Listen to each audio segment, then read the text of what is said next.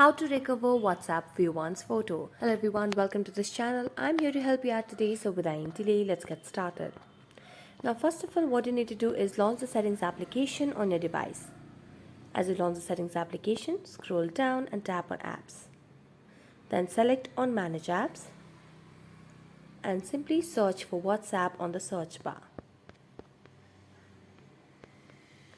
So as you search for the application, it will pop up at the bottom, so just tap on it. And as you do that, simply tap on clear data and clear the cache. Now as you do that, now you can just go back and launch your file manager on your device.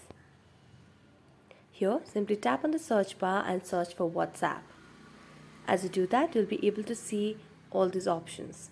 So simply tap on category and select on images.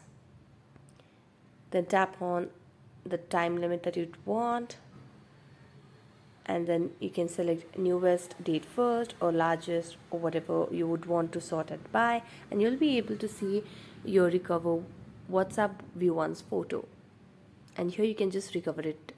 So that's it. Thank you so much for watching this video. See you next time.